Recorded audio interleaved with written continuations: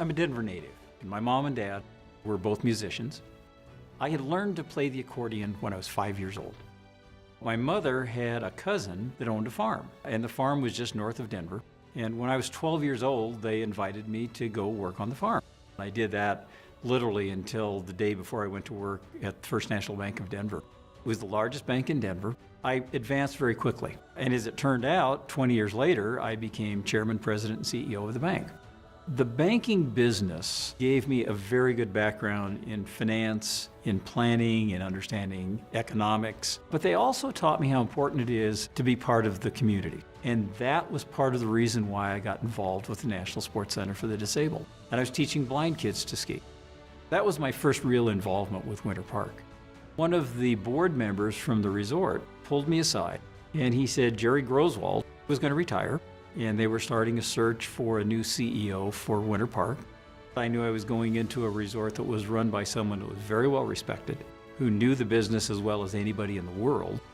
And while I might know the financial side of the business, and I had some passion for skiing and some of my farming background might carry forward, I knew it was going to be a difficult challenge for me. Nevertheless, it was something I just felt I couldn't pass up.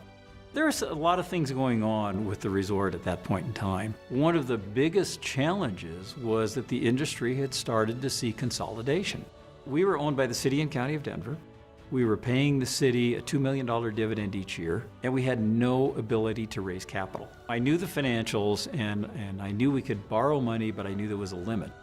And in fact, about 3 weeks after I got there, I did get a call from the bank. They said, we're going to freeze the line. I was concerned about getting through that first year and having enough cash to get through the summer. And we came up with the idea of what was called the Friends and Family 4-pack.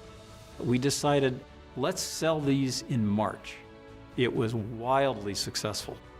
It was shortly after that that I started having conversations with Wellington Webb, who was then mayor, about what we needed to do differently at Winter Park. The mayor said, I'm not going to be the mayor to sell Winter Park. Go find us a partner. So we structured a deal with IntraWest. We put over $50 million in maintenance capital over the first few years. We expanded the ski terrain. We've added lifts, retail business. Today, the resort has 13 restaurants. There's over 500 lodging units at the base of the mountain. So what has happened is the resort has turned into a true destination resort. And as a matter of fact, the city is now getting over $3 million a year. It was a lot of work. I enjoyed every minute of it. And we had such good support.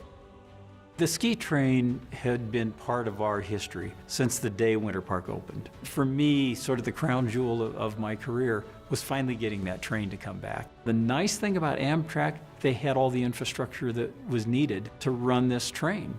We worked primarily with Union Pacific because they owned the majority of the tracks. We built the platform out and we started running the train last year in January. We ran every Saturday and Sunday, January through March. Incredibly successful. In fact, so successful that Amtrak is going to run it now the first Friday of every month. The enthusiasm level was just great.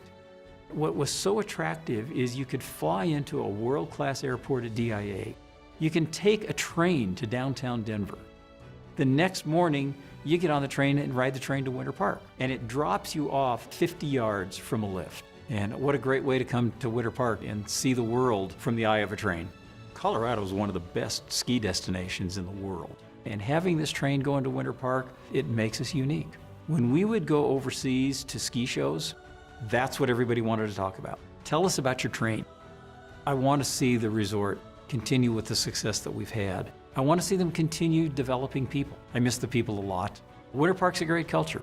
It's a very friendly environment. It's a very inclusive environment. And I hope that continues to sophisticate and continues to grow.